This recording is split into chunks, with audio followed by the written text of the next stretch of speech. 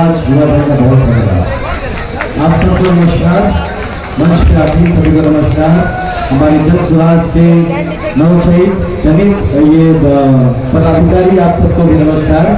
और हमारे स्पेशली जितने युवा भाई हैं, बहनें हैं, माताएं हैं, यहाँ पे हमारे बहुत अग्रज बुजुर्ग हैं, आप सबको नमस्कार।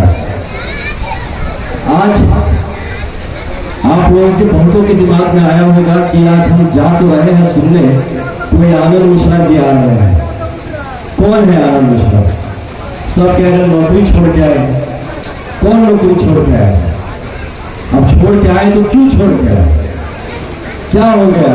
बहुत मन में सवाल होगा। हमारी बहुत माताएं हैं, बहनें हैं जो सोच रही होगी कि हमारा बेटा इतना दूर गया है नौकरी करने, हमारे पति इतने दूर गए हैं नौकरी करने, ये थोड़ा सा 8,000 10,000 रुपया की नौकरी को वो छोड़ के आ नहीं सकते। हम यहाँ पे इतना उनके लिए उपवास करते हैं, पूजा करते हैं, वो आ नहीं सकते। और ये कौन है जो अपना नौकरी छोड़ के आया? ये आदमी चाहता क्या है? ये प्रश्न होगा आपके दिमाग में। तो आप सबको एक छोटा सा परिचय अपना हम देना चाहेंगे आपके समझने के लिए कि आज बिहार कहाँ आके खड़ा है। बिहार छोड़िए, आज आपका ये जिला कहाँ आके खड़ा है, आपका ये क्षेत्र कहाँ आके खड़ा है।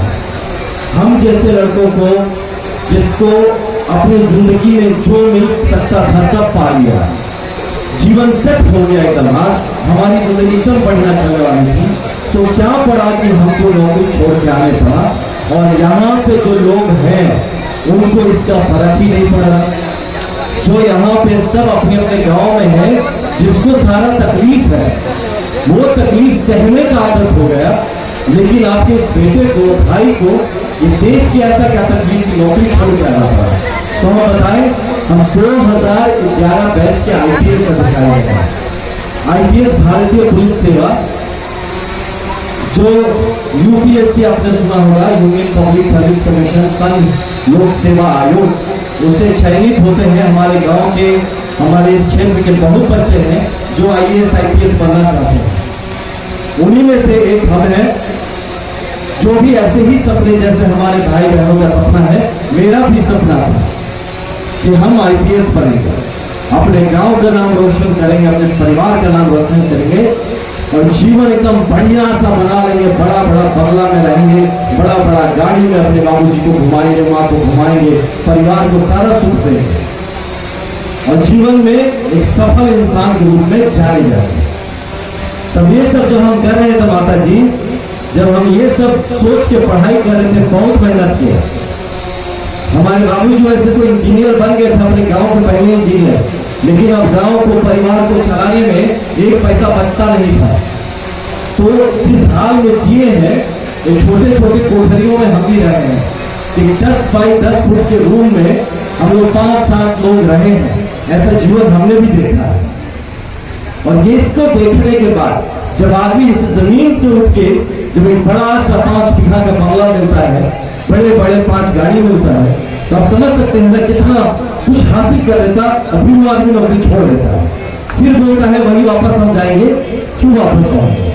तो इसीलिए मेरे युवा जो भाई बहन है, स्पेशली आपके लिए एक संदेश है कि जीने के लिए, खुद के लिए तो जानवर भी जी रहा है, अपने लिए तो जानवर भी जीता है, लेकिन जो अपने लोगों के लिए जिया, परिवार से बढ़ के अपने समाज के बारे में सोचा, जो अपने क्षेत्र, अपने राज्य के बारे में, अपने देश के बारे में सोचा, तब उसकी जब मृत्यु होगी कभी, तो कहीं ना कहीं मन में ये भरोसा रहेगा कि जीवन मेरा सार्थक रहा, एक बड़े कारण के लिए हम पैदा हुए।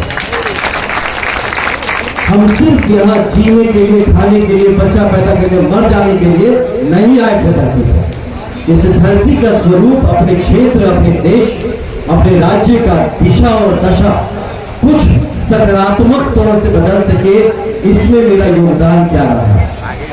ये सोच ही है जो जब जिसके दिमाग में आ जाएगा, उस आदमी के ही हाथ लिखा है हमारी तकदीर में। ऐसे ही एक सोच के जनक हमारे प्रशांत भैया भी हैं, प्रशांत किशोर जी, जिन्होंने इस जन स्वराज के मुहिम के बारे में सोचा, जो कि खुद अपने जीवन में जितना हासिल कर सकते थे सब हासिल किए।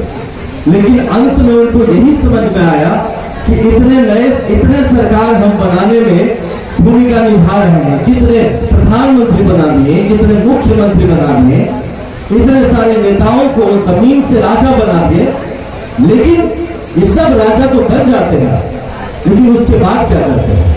तो आप सोचेंगे, बहुत लोग क्वेश्चन करता है ना कि अच्छा इतना तो किए, तो फिर जब पहले कर रहे थे तो उसने क्यों नहीं ठीक कर दिया, नया करने का क्या जरूरत है? तो ये बात आप समझिए कि उनका पहले का जो काम था वो आपको चुनाव जिताने तक का काम था। वो आपको चुनाव जिताते थे, आपकी रणनीति तैयार करके देते थे और आपको एक पद पे बिठाने का काम करते। लेकिन जब पद पे बिठा देते तो फिर पीछे से देखते थे, अरे भाई तो पद पे बैठ के राजा बन गया, ये तो भूल गया कि वो पद पे क्यों बैठा। ये सब जब बार बार आदमी को लगने लगा, तब लगा कि ये बहुत हो गया, तो अब राजा उसको बनाया जाए जिसकी सच में जरूरत है, जो समाज बना सकता है। तो उन्होंने चुना कि अब हम जनता के लिए हम काम करेंगे। अब आप में से लोगों को उठाएंगे जो कि अभी तक खाली वोट देते थे, खाली दूसरों का झंडा उठाते थे, अब वो यहां से आपके बीच में से उठे और अपनी किस्मत का, अपने बच्चों के भविष्य का बदलाव का जिम्मेदारी आप खुद उठाएं। ये सोच है जन स्वराज के पीछे। ये एक भरोसा है कि आप सब में वो काबिलियत है जो और किसी में है। अगर आप अपना परिवार चला सकते हैं तो आप राज्य और देश भी चला सकते हैं। ये भरोसा आपके ऊपर एक आदमी करता है, इसलिए वो एक जन स्वराज खड़ा करता है। हमारे बारे में और एक छोटा सा है जो आप पता नहीं जानते हैं कि नहीं, कि हम जब अपनी नौकरी छोड़े, इसी कारण से छोड़े कि जितनी बार हम गांव आते, जितने बार अपने लोगों से मिलते, यही देखते कि सब आदमी किसी और का गुणगान करने में बिजी है। सब इसमें बिजी, भैया हमारा राशन कार्ड बनवा दीजिएगा, भैया थोड़ा ब्लॉक में बुलवा दीजिएगा, थोड़ा एसपी साहब के यहाँ बुलवा दीजिए, थोड़ा थाना में कहला दीजिए, थोड़ा डीएम साहब के यहाँ बोल दीजिए, थोड़ा सीओ साहब को कहला दीजिए। तो ये समझ में हमको नहीं आता था कि यार ये सारा जो तंत्र बिछाया हुआ है वो किसके लिए बिछाया हुआ है? ये एसपी साहब, डीएम साहब, सीओ साहब, बीडीओ साहब के लिए तो नहीं बिछाया है, ये तो आपके लिए बिछाया गया है। सीओ को सीओ क्यों बनाया, बीडीओ को बीडीओ क्यों बनाया, मुखिया को मुखिया क्यों बनाए, एसपी, डीएम, प्रधानमंत्री, मुख्यमंत्री किसके लिए बने?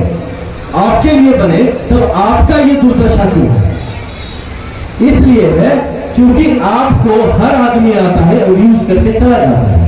आपको आता है हर 5 साल में, आपको बातें बताता है, कुछ समझाने की कोशिश करता है, आप समझ जाते बोलते हैं और कोई विकल्प भी तो नहीं है, क्या है, ठीक है, दे दिया जाए, इसी को देख लिया जाए। और यही कर करके आज हम लोग का ये दुर्दशा हो गया। तो ये सब कुछ जगाएगा कौन, बताएगा कौन? वही बताएगा जो खुद जागा है। जिसको समझ में आ रहा है वही तो आपको समझाएगा, जिसको समझ ही में नहीं आ रहा क्या समझाएगा? तो हम लोग जो पढ़े लिखे लोग समझते हैं, हम में से जो लोग कुछ है जो बुद्धिजीवी है, मंच पे भी है, साथ में आपके बीच में बैठे हैं, तो ये सब जिम्मेदारी हमारी बनती है। लेकिन हमको भी कौन जगाएगा? बुद्धिजीवियों को कौन जगाएगा? तो इसी सब प्रकल्प में जब हमको लगा कि यार बहुत हो गया, कौन करेगा, समझ नहीं आ रहा कौन करेगा, तो हम ही करेंगे। हम किसके लिए इंतजार कर रहे हैं कि कौन आके मेरे बच्चे का किस्मत बदलेगा, कौन आके मेरे गांव का किस्मत बदलेगा, कौन मेरे बूढ़े माँ बाप का ख्याल रखेगा, कौन आके मेरे बिहार के बारे में सोचेगा? तो हम बिहार के लोग ही सोचेंगे, थोड़ी ना कोई आएगा उत्तर प्रदेश से या फिर आपका छत्तीसगढ़ से, चाहे महाराष्ट्र से, कि आके आप बिहारी लोगों का किस्मत बदलेगा। तो ये सब कारण था कि हम छोड़ के आए और यहाँ आके जब आके देखे